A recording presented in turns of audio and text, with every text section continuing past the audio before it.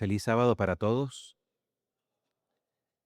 Que la gracia y la paz de Dios sea con cada uno de ustedes.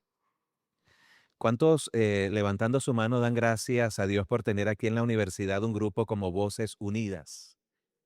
Qué fino, eso se siente muy bonito. Cada vez que ustedes cantan, yo digo, qué fácil se ve cantar, pero cuando me toca a mí, eso es otra cosa. Ismael, cuando yo sea grande quiero gritar amén así como tú.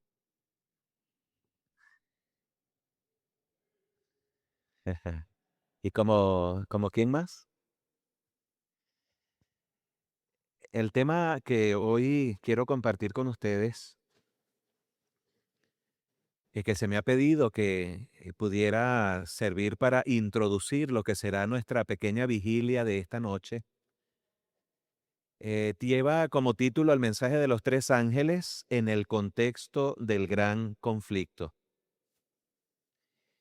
Y el texto bíblico que me gustaría quedara en la mente de ustedes como base para nuestra reflexión se encuentra en Apocalipsis capítulo 14, el verso 12. Apocalipsis 14:12, ustedes lo tienen allí, dice, aquí está la perseverancia de los santos, los que guardan los mandamientos de Dios y la fe de Jesús. Por favor, no te olvides de una cosa con relación a este pasaje. Este versículo que está allí es muy caro, precioso, valioso para los adventistas del séptimo día. Tiene que ver justamente con el mensaje del tercer ángel. Pero casi nunca asociamos el texto como parte esencial o el corazón del mensaje del tercer ángel.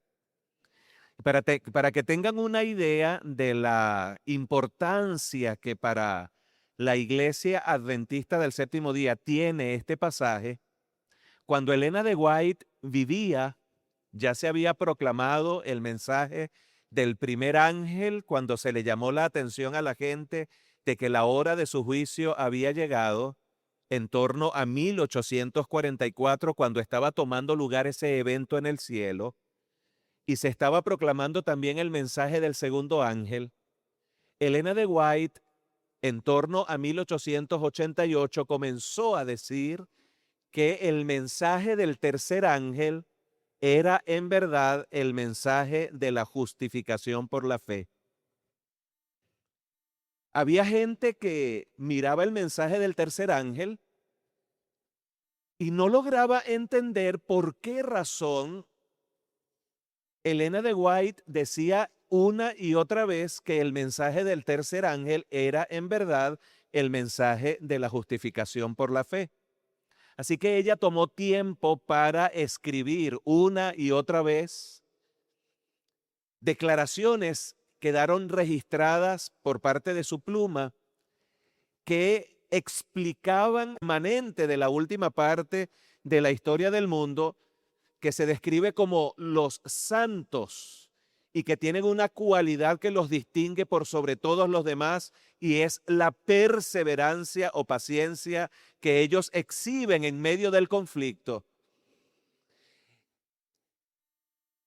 Ese grupo titulado o calificado como los santos, cuya perseverancia se deja ver de una manera especial, ellos también tienen dos características peculiares que los distingue.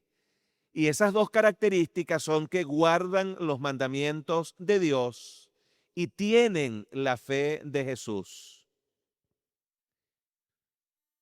Para la iglesia adventista de esa época, de los comienzos, en torno a 1844 y después de 1888, cuando tomó lugar un congreso de la iglesia que fue sumamente crucial porque se introdujo en la teología adventista ese elemento conocido como la justicia de Cristo.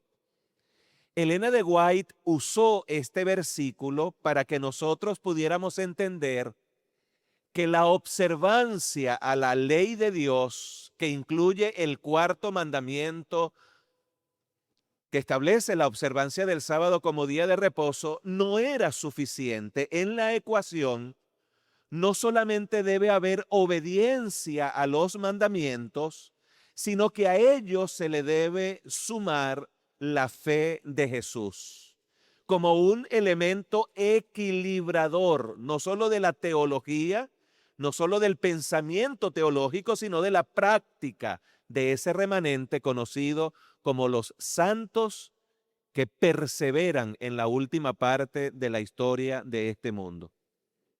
Lo que estoy tratando de decir, ya para pasar a la siguiente lámina, es que la Iglesia Adventista del Séptimo Día, con su nacimiento, hizo un singular aporte en el mundo cristiano al enfatizar la vigencia de la ley de Dios, especialmente del cuarto mandamiento, que era de todos los mandamientos de la ley de Dios, hasta ese momento el más pisoteado.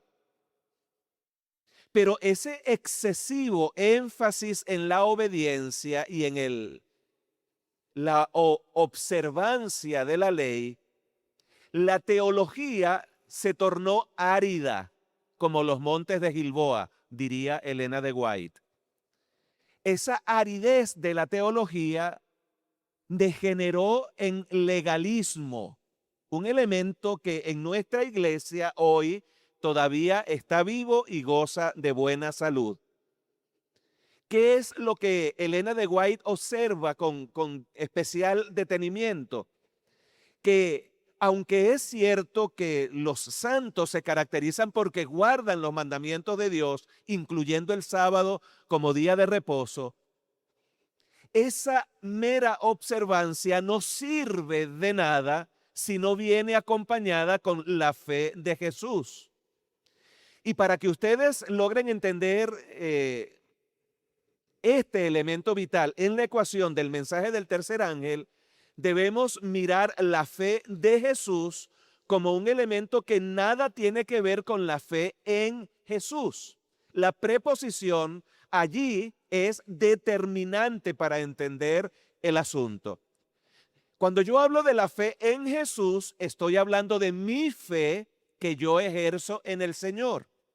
Cuando yo hablo de la fe de Jesús, estoy hablando de la fe de Él. Y cuando hablo de la fe que le pertenece a Él, hablo de la fidelidad de Jesús, hablo de la justicia de Jesús, hablo de la victoria de Jesús, que es la que garantiza mi salvación. Yo no soy salvo por obedecer, la salvación solamente se va a producir cuando yo tenga la fe de Él. Entonces la fe de Él se me acredita cuando yo acepto a Jesús como mi Señor y Salvador, y es la fe de Él la que garantiza mi salvación. Yo no soy salvo por mi fe en Él, soy salvo por la fe de Él. Y eso tiene que estar clarito en esta noche cuando desarrollemos asuntos relacionados con la fe de Jesús. Cuando Elena de White descubrió ese elemento de la ecuación, tal como se presenta en Apocalipsis 14:12, ella dijo, esto es lo que le falta para erradicar de nuestra vida el legalismo. La fe de Jesús es la que me da a mí la seguridad de la salvación en Cristo Jesús. En la siguiente lámina ustedes van a ver una imagen. De repente ustedes puede que no sepan dónde está ubicado ese volcán. Ustedes apenas pueden lograr ver la boca del volcán. Ese es el famoso Nevado del Ruiz en Colombia.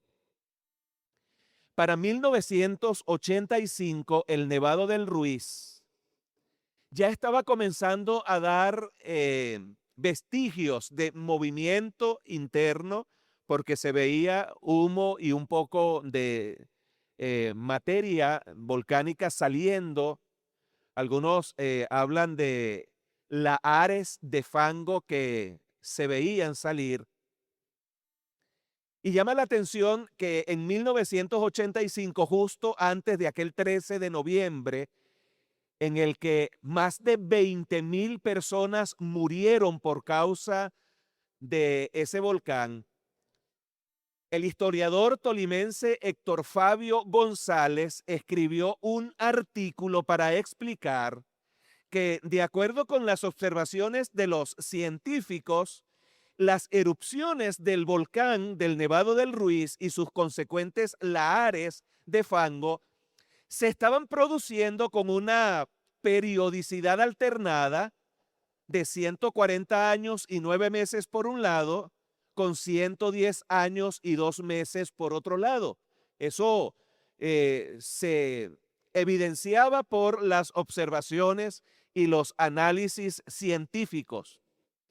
Entonces, este caballero que hemos mencionado por nombre Héctor Fabio González, escribió un artículo que llevó a una serie de diarios de la nación colombiana, alertando, dando un mensaje de advertencia en cuanto al volcán y su actividad.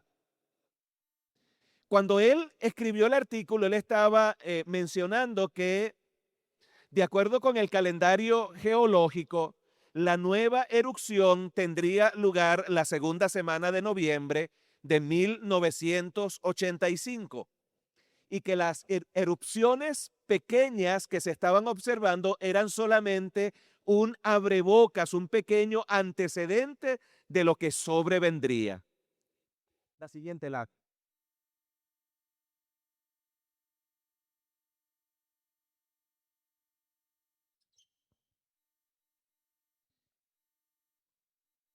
Héctor Fabio González, como les dije, envió su artículo con su mensaje de advertencia a varios diarios de importancia nacional en Colombia.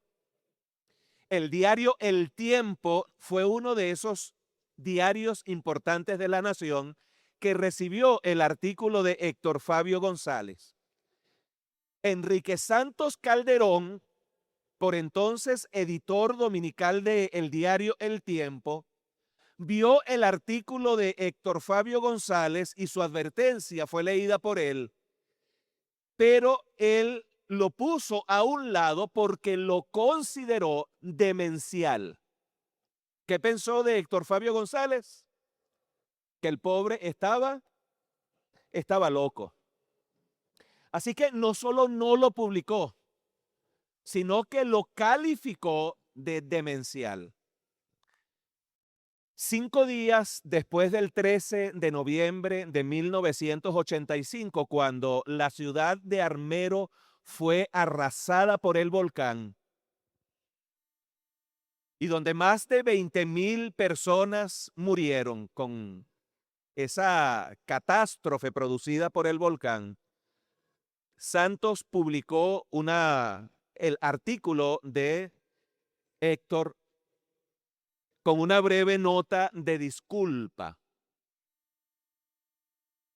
tardía, pero que pudo haber, si hubiera publicado el artículo y le hubieran hecho caso a Héctor, hubiera evitado esa desgracia. ¿Y por qué menciono ese incidente? Que todavía hay probablemente aquí algunos que recuerden aquel año 1985, cuando tomó lugar la erupción del famoso Nevado del Ruiz, arrasando con la población de Armero. Bueno, sencillamente porque para muchos hoy las advertencias de Dios son cosa de locos. No solamente sucedió así con Noé en sus días, sino que el Señor Jesucristo en su sermón profético dijo que así sucedería precisamente cuando se diera el último mensaje de advertencia, el último mensaje de amonestación de Dios a un mundo que perece en tinieblas.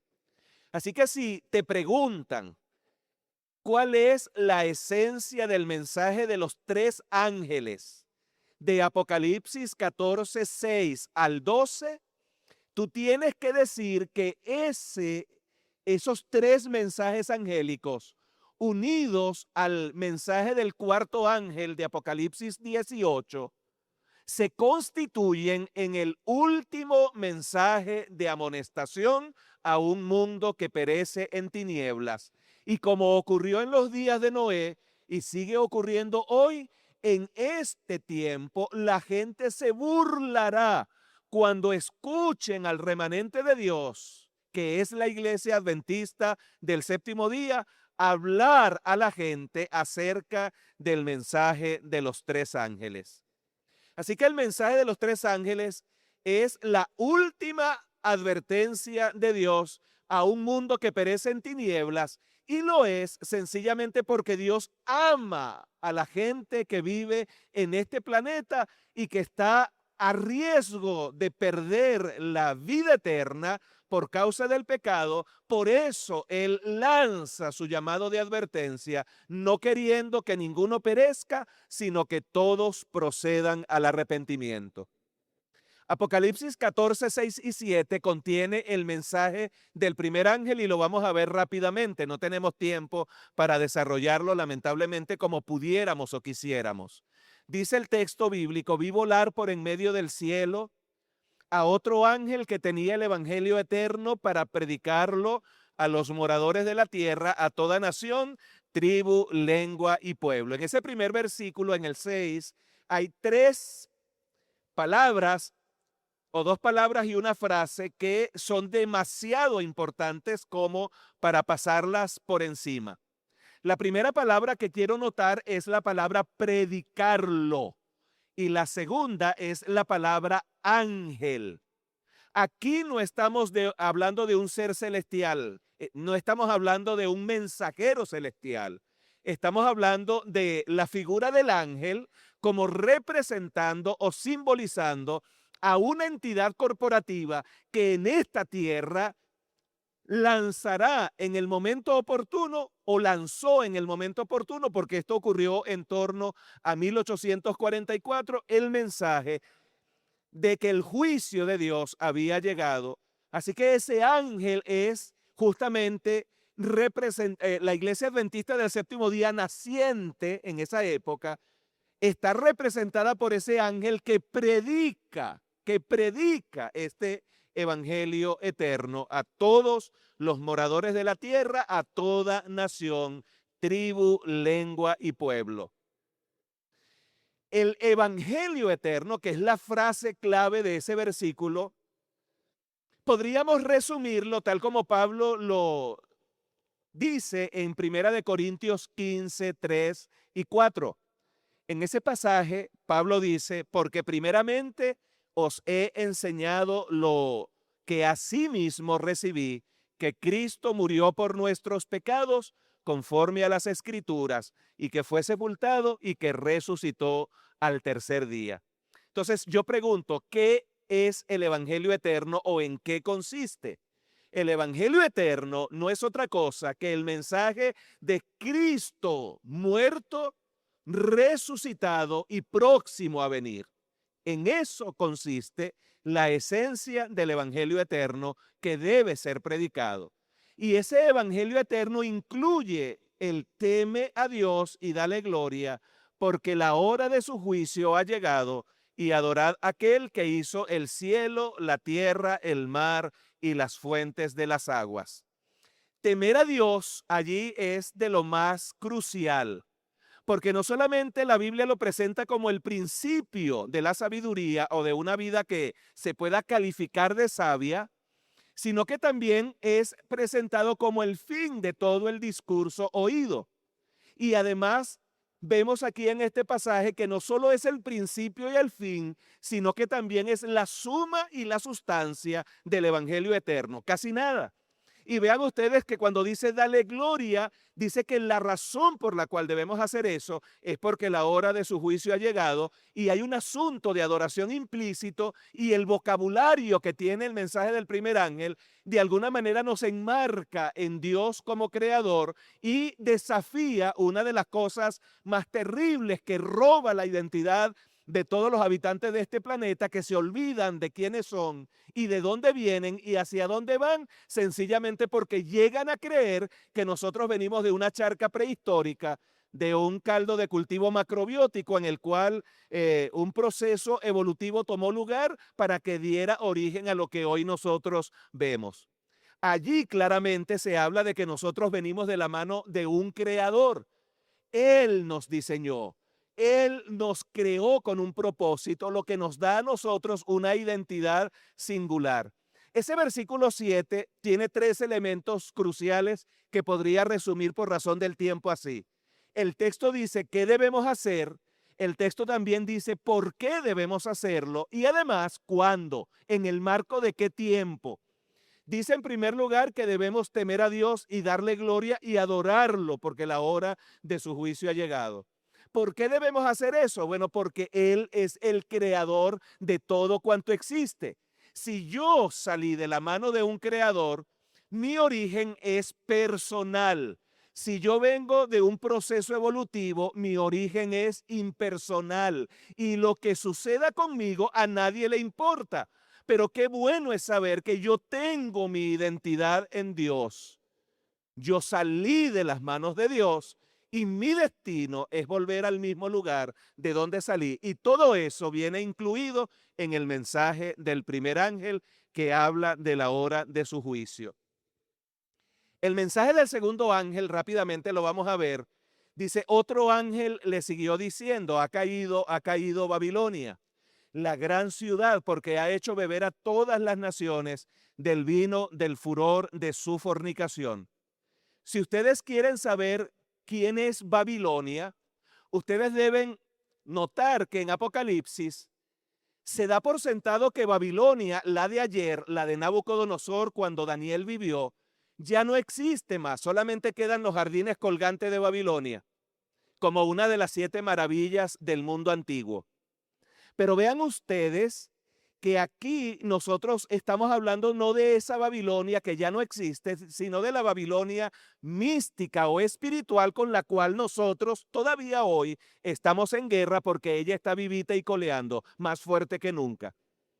Dice el texto bíblico que esa Babilonia, la mística, la espiritual, en Apocalipsis 17, 4 y 5 se la describe como teniendo un cáliz de oro lleno de abominaciones y de inmundicia, de fornicación, en su frente un nombre escrito, un misterio, Babilonia la grande, la madre de las rameras y de las abominaciones de la tierra.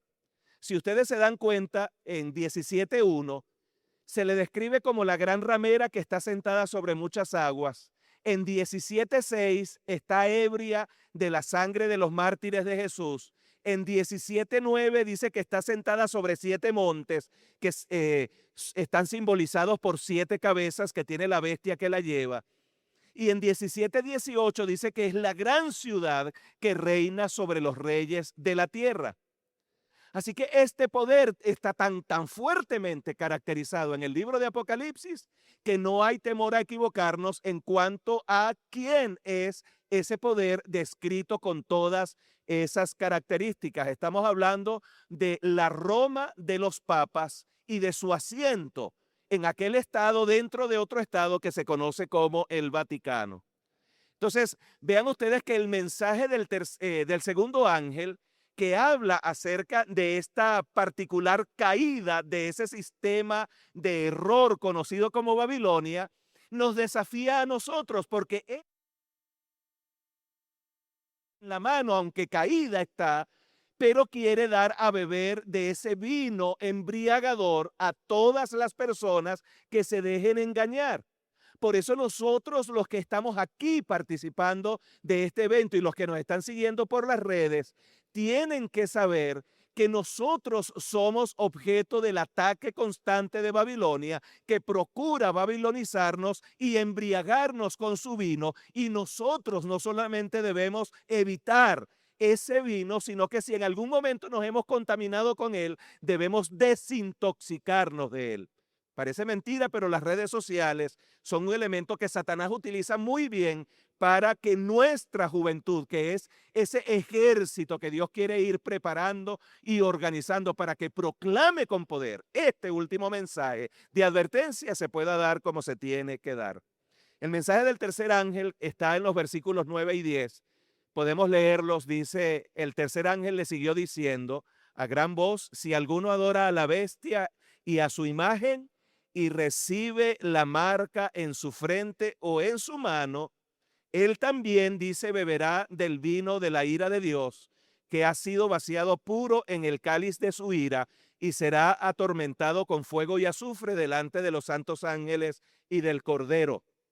Así que este falso sistema de adoración tiene por un lado a la bestia, tiene por otro lado al falso profeta, y hay una marca implicada conocida como la marca de la bestia.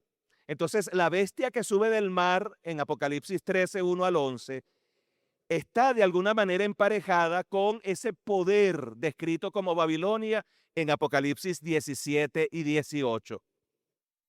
Es precisamente en el contexto del mensaje del tercer ángel que aparece entonces o se yergue el mensaje de la justificación por la fe, cuando en el versículo 12 dice claramente: aquí está la paciencia de los santos, que los santos que perseveran se caracterizan porque guardan la ley de Dios, incluyendo el cuarto mandamiento, donde se presenta a Dios como creador en Éxodo 20 y como redentor en Deuteronomio 5. También es ese grupo de personas que tienen la fe de Jesús.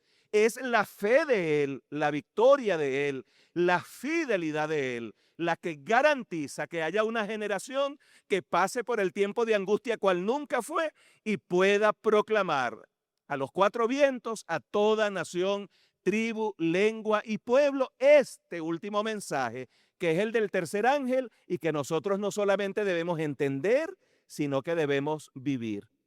Si tuviéramos que hacer un resumen entonces de lo que hemos dicho hasta ahora, podríamos decir que el mensaje del primer ángel es un llamado para ti y para mí hoy, un desafío a procurar una identidad auténtica, rompiendo lo que algunos llaman el espejo del algoritmo y procurando que en esa identidad auténtica nosotros podamos recordar siempre quiénes somos, de dónde venimos y hacia dónde vamos.